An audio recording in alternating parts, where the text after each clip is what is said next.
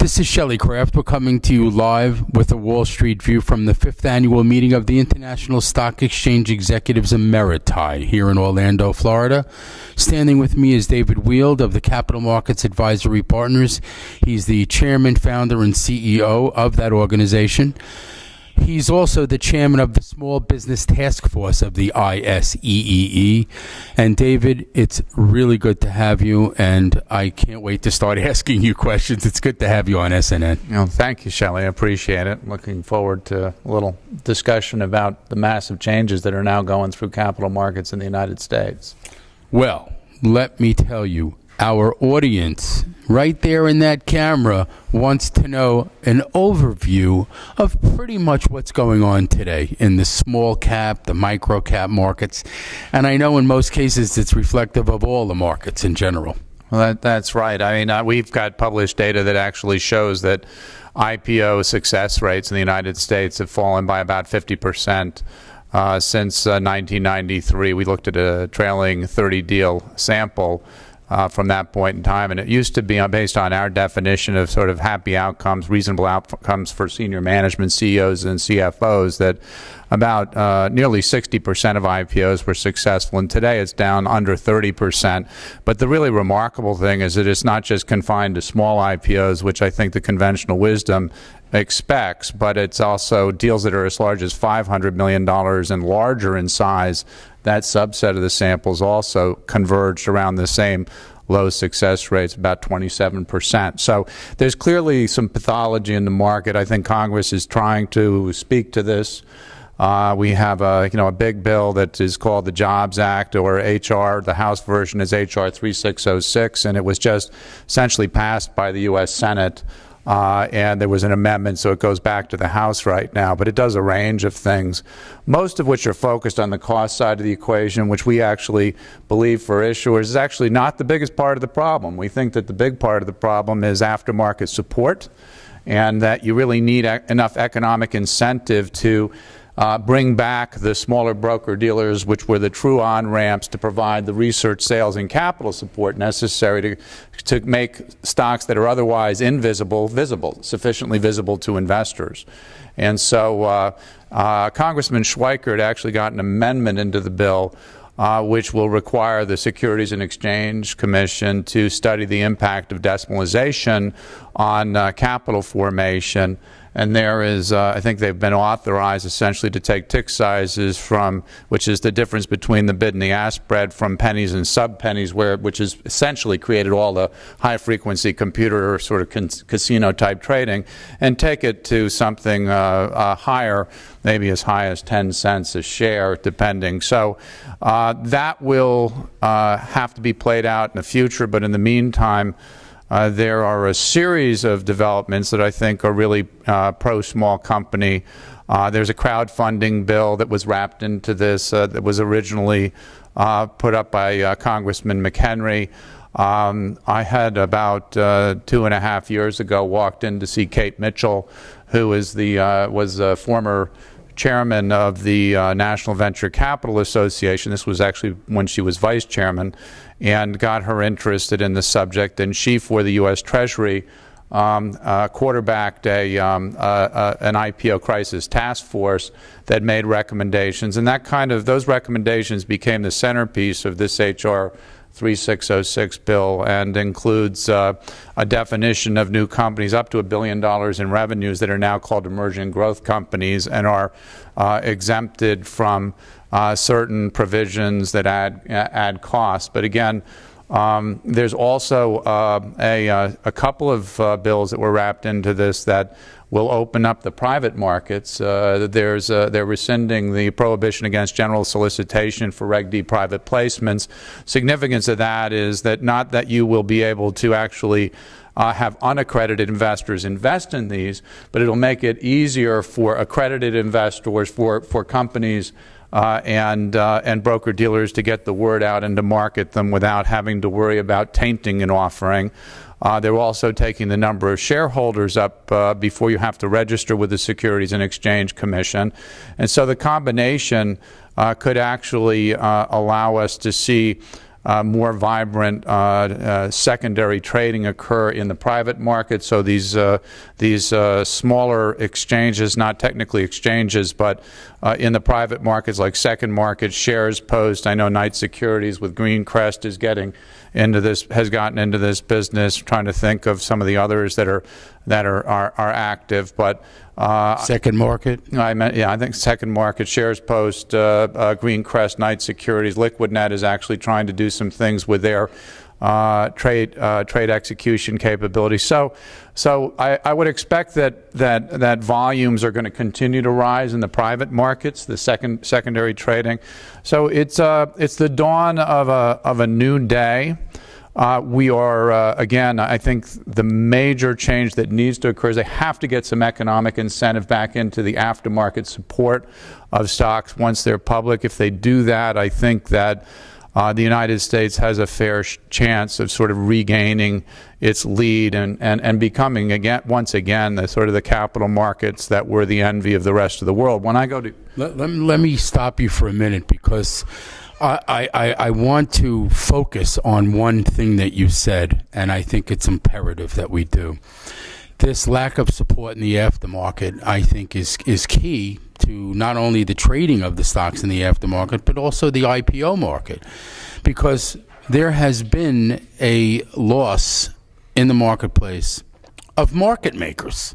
Yeah, absolutely. And how do you replace them when there's no incentive for them to come in because it's not profitable to trade anymore?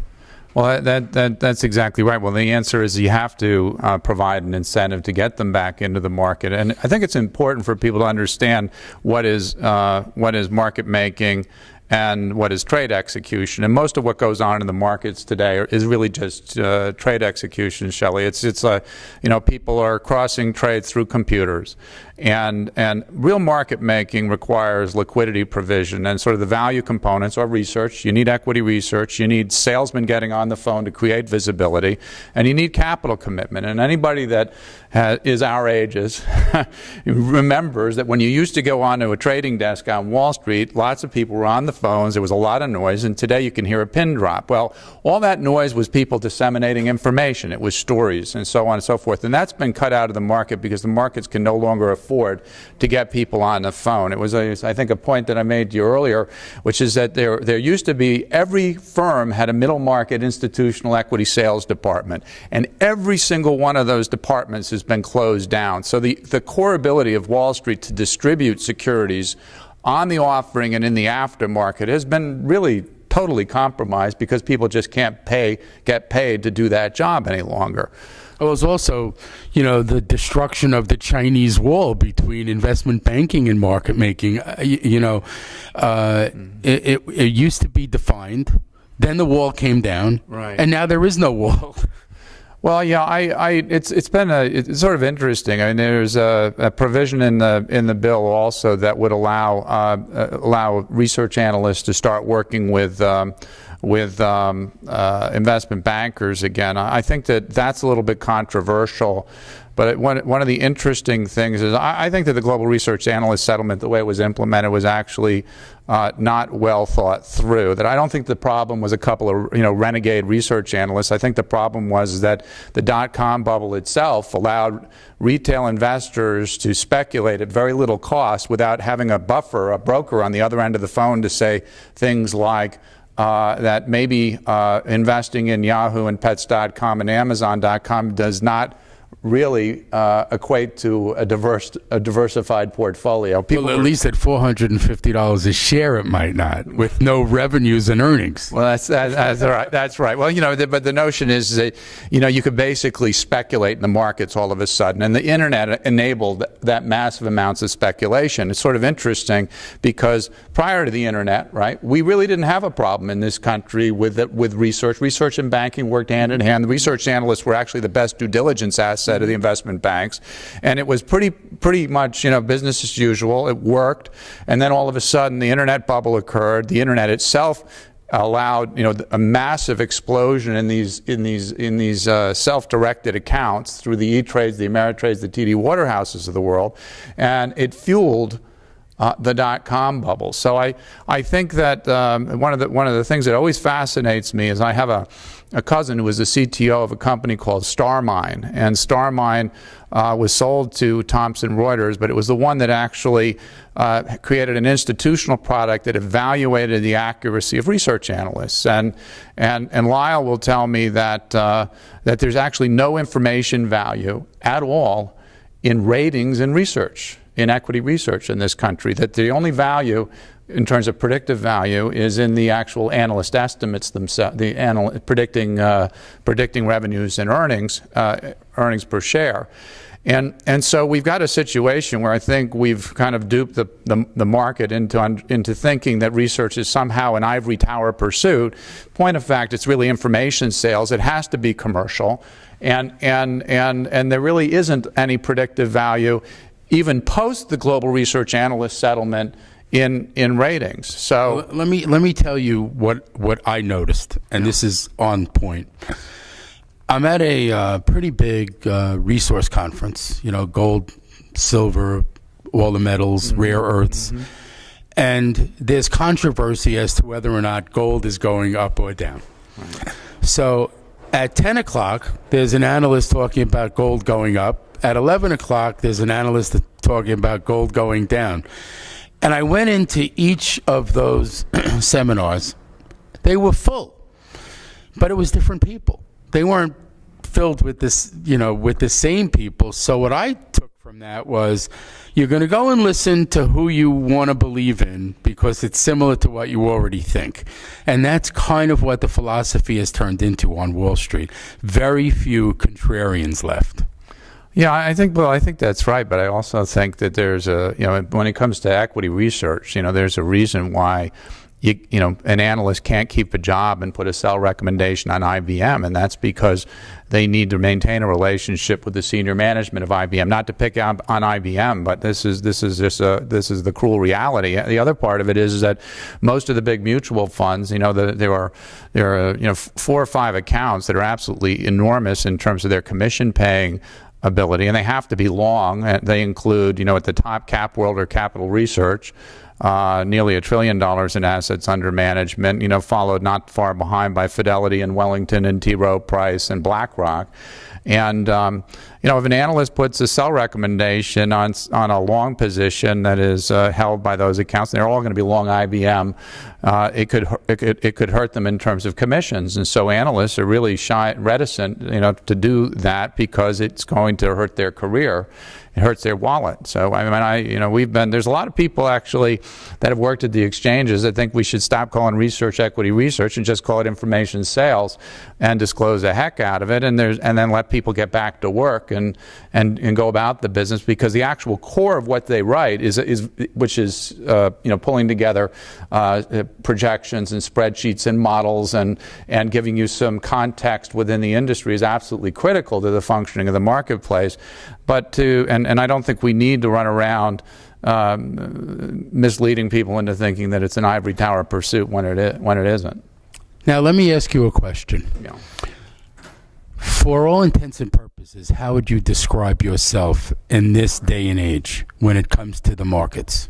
Well, I'm a bit of a truth teller I told you before, a capital formation zealot. I think that fundamentally you got to get equity capital onto the balance sheets of companies, particularly entrepreneurs, in order to be able to drive growth and create jobs. And I think that to think that banks, for instance, are going to lend when there's not much to lend against from a credit quality standpoint is a little misguided. I think you really got to get the equity markets to work first, and then the banks will have something to lend to. I talk about sort of the kind of the equity market supply chain. When companies start with with mom and pop, friends and family contributing money to start startup companies, and you go through angel rounds A rounds, B rounds, C rounds with venture capitalists, grow the companies up to a level now. The average time to go public has gone from what used to be 5 years before the dot-com bubble to 10 years. So the hurdles have been taken up, which means the cost of capital is taken up. And so we look at the IPO as being kind of the canary in the coal mine, and that we've got 128 IPOs that have been done a year since 2000. This is the problem since the dot-com bubble burst. But if you look at the 5 years before the dot-com bubble, we did over 500 IPOs a year.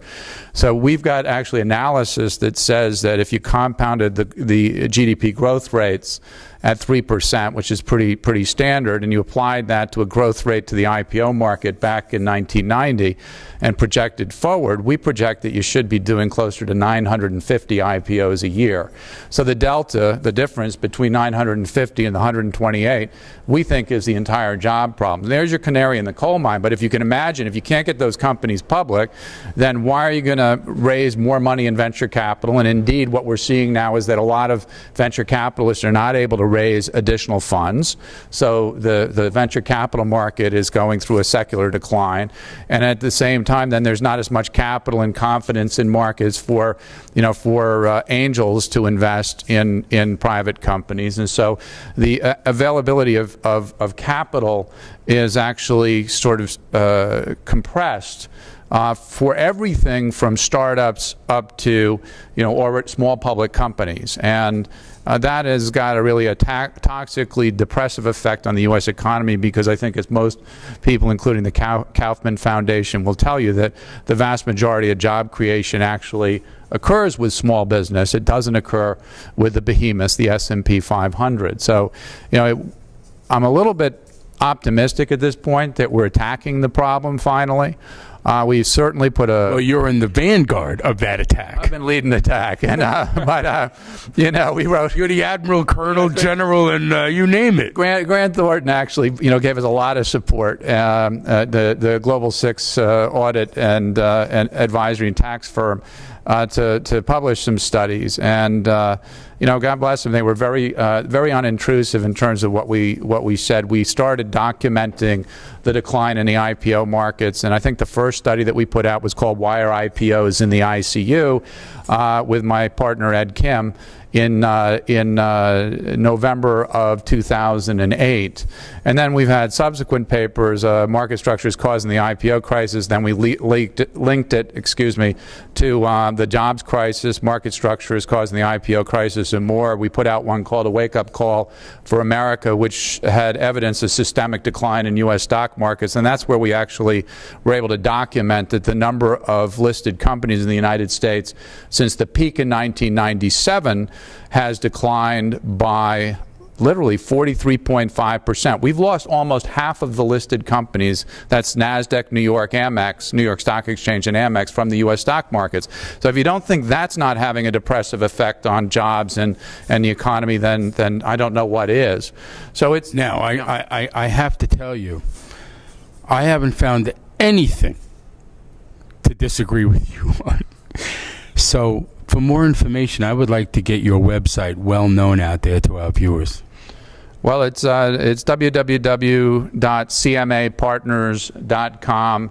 And if you're interested in the studies are actually posted, I think, up on the Grant Thornton website as well. If you just Google A Wake-Up Call for America in quotation marks, you'll find that one.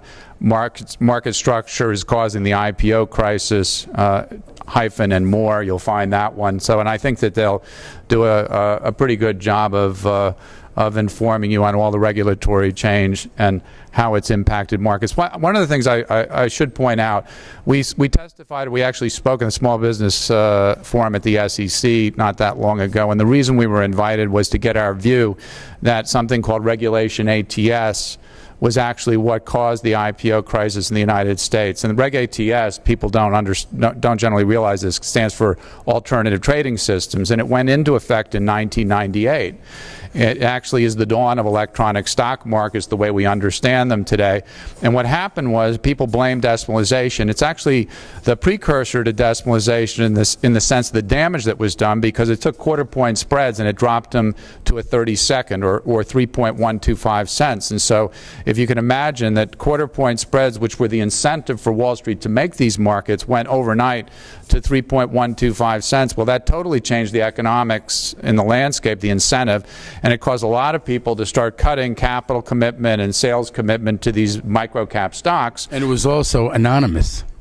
Anonymous in what sense? You didn't know who was trading in the middle. No, you did. You didn't. Actually. Whereas you knew who you were trading with when you were trading on the box. But when the alternative trading systems came in, it was anonymous who they were. Well, that's right. They inserted broker-dealers into the middle, so that they didn't have to disclose either side of the trade. Right. I mean, in fairness, when you look at all the upstairs markets, because we made upstairs markets in NASDAQ securities. I mean, people would cross trades up there and print them, so a lot of the activity was not necessarily fully transparent. But you did see a basic quote from a market maker. It did allow you, it was an invitation to have a discussion. You'd call the guy with the best bid typically, and you'd ask, to understand how big a market they were willing to make. Were they willing to buy a block of stock, for instance? And so what it did, because you could buy, say, a $10, if a stock was trading at 10 by 10 and a quarter, you could buy a block of 100,000 shares of stock that you had a buy recommendation on, and you could mark it up with a quarter point, put it out with 2.5% in it, which was a heck of an incentive to start making phone calls to investors to earn that 2.5%. So there was an enormous amount of throughput that followed into the marketing throughput that was heavily incented, that is no longer in existence in the stock market. And it doesn't bother the trading so much of the Intels of the world, which, there's lots of buyers naturally to offset lots of sellers at any point in time, huge liquidity, natural liquidity, but it's absolutely catastrophic for companies. The smaller they get, the less liquid they become. Somebody actually has to get into the middle to create that liquidity. You can understand there's a natural state of a microcap stock is big buyer, no seller, or a big seller, no buyer. Well, who goes out, gets on the phone, and creates a buyer, tells a story? And the fact is the markets no longer do that because there's not adequate economics. Well, the trend is still your friend. Yeah. Now, background, because I think the folks would like to know, who is David Weild? Oh, gosh. Yeah, well, 25-year Wall Street person. I ran equity capital markets at Prudential Securities, priced over 500 IPOs. Did some of the great, some of the innovations in the market. The whole class of accelerated book build transactions is something we started with an evergreen due diligence process years ago. And then I ran corporate finance, the strategy group for banking research, sales, and trading at Pru. And then when my mentor, Wick Simmons, who was CEO of Prudential Securities, and before that president of Shearson with Sandy Weill, when he went over to become chairman and CEO of the NASDAQ stock market, I followed him over, and I was vice chairman of NASDAQ, running the corporate listings business, what we call the corporate client group. So I was in charge of what was nearly 5,000 listed companies. Globally, we had offices in London, Bangalore, India, Shanghai, China, New York, obviously, which was the headquarters. And so, I've had a terrific run, and this has been, part of my, opportunity, if you will, to give a little bit back. And very few people have the fortune, if you will, to work at a major stock exchange in a senior capacity and to work taking companies public. And so I've got both of those perspectives, and I think it allowed us to see some things that are becoming increasingly the accepted view, but weren't until we actually, took the time and effort to publish the study. So it's, look, it's actually very gratifying to be at the very beginning of this and to try and lead this parade for change. And 3.5 years ago, a lot of very prominent people on Wall Street said we were wasting our time, and we said that it was too important to the country to not at least give it the old college try. And remarkably, we've got a bill that's looks like it's going to go to the president's desk now, and I think the best is yet to come. Well, David, I want to thank you for coming on to SNN's Wall Street View. This has been very, very informative. So, ladies and gentlemen, we are at the 5th annual meeting of the International Stock Exchange Emeriti here in Orlando, Florida. I have David Weild of Capital Markets Advisory Partners. He's the founder, CEO, and chairman of the board.